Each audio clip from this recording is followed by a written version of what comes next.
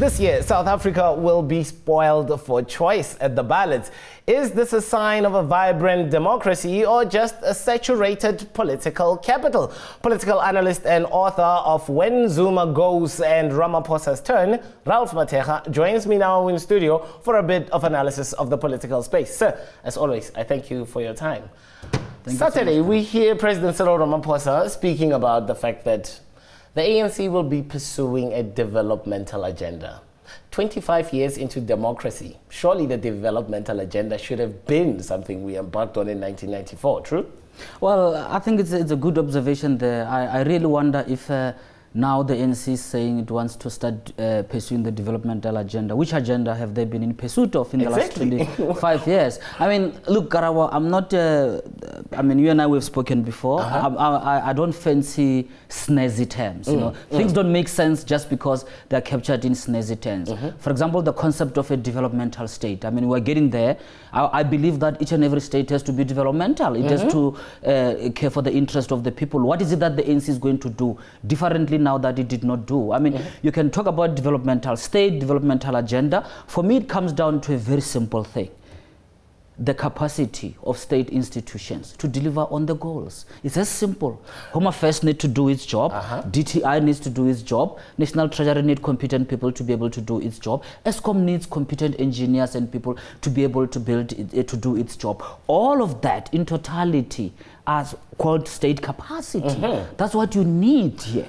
Is the real problem here is the fact that through cadre deployment, ANC has robbed us of the very development that they're claiming to speak for right now. Through poor cadre deployment, through unnecessary wastage of our money.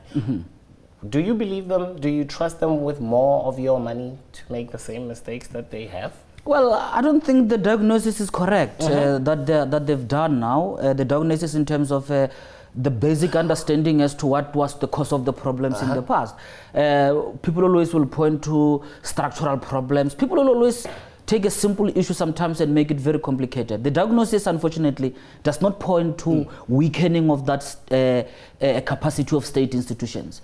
The phenomenon that tends to weaken state capacity the most, it is actually corruption, because corruption is a sector. It competes with those developmental goals, and it is a way of redistributing resources. I like that. Albeit corruption is a sector. You think it's a passive pastime activity. No, you have to understand it. Corruption is a sector. In South Africa, corruption is a sector to a point where there are some people who actually tend to want to go to court and believe that state capture did not happen and so forth. It means people are trying to protect certain interests. It's very hard to find those that supported the Guptas even right now. It's like those that supported apartheid. Exactly. You cannot find, but we know that they're there, and we know that there are people who are actually trying to protect some of the loot that they've actually been able to get. For me, deal with those people. They're the greatest impediment. We don't need an essay on what is a developmental state. We just need to get the basics. But Ralph, they've often said that the ANC is great at analyzing its problems. The problem is the other side of analyzing your problems. You must act upon them. When you see Jacob Zuma playing nice with President Cyril Ramaphosa, as though the ANC is still a united force, what does that say, and most especially, what does that say about Ramaphosa, who stood in front of you and I, spoke about tackling corruption, but this weekend it looked like he was kissing and making up with it? I mean, you know what, over the weekend, President Ramaphosa talks about 1.2 trillion infrastructure. Fine, you can get that. Maybe he can even get 4 trillion. The question is that capacity.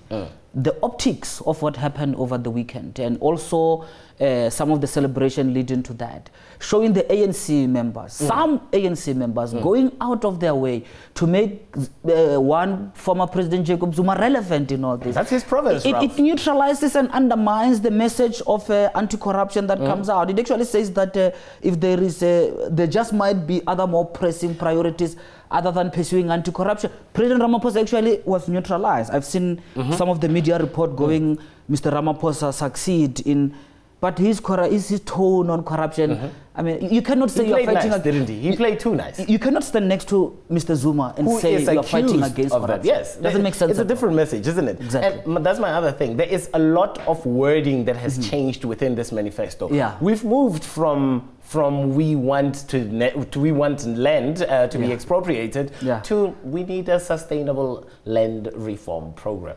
That kind of messaging, what does that tell you about the radicalness of the ANC? Do you still think we are pursuing the radical economic transformation agenda? Yeah. You know what? I'll add to that another sense of vagueness or shift in terms of approach that is coming out. I saw the president being quoted as having said, we will expropriate land without compensation where appropriate. You know? So you've got a sense that there is some backtracking from the position that was taken when the ANC went into an agreement with the EFF on this, when they passed the parliamentary motion. For me, Karabo, I'll put it out there. I think President Ramaphosa is trying to manage the potential impact of this land reform on the markets. You know, you always create a room that says that there is some discretion here, where appropriate, so sustainable. It's not going to be widespread. So what we're going to be doing is to look at other, we will explore other measures. Ralph, if I was an independent outside observer watching South African politics from a foreign land, and as an investor, I would be watching what former President Jacob Zuma says as well, which is very different from what the ANC has said it wants to do with land. Jacob Zuma is saying we must nationalize the whole thing. He's speaking from a position of the EFF almost. You know what that shows? That shows the tensions within the ANC that unfortunately, instead of dealing with a policy position within your own party, processing it, policy position within your own party, processing it, policy position within your own party, processing it, policy position within your own party, processing it, policy position within your own party, processing it, policy position within your own party, processing it, policy position within your own party, processing it, policy position within your own party, processing it, policy position within your own party, processing it, policy position within your own party, processing it within your policy position within your own processing it policy position within your own processing it position within your own processing it position within your own processing it position within your own processing it position within your own processing it position within your own processing it position within your own processing it position within your own processing it position within your own processing it position within your own processing it position within your own processing it position within your own processing it position within your own processing it position within your own processing it in your position within your own processing it position within your own processing it processing it position within your own processing it processing it position within your own processing it processing it position within your own processing it processing it position within your own processing it processing it position within your own processing it position within your own processing it position within your own processing it within your position within your own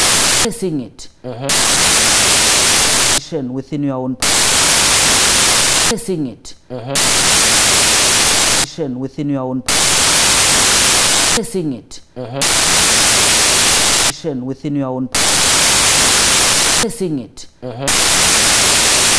Within your own assessing it.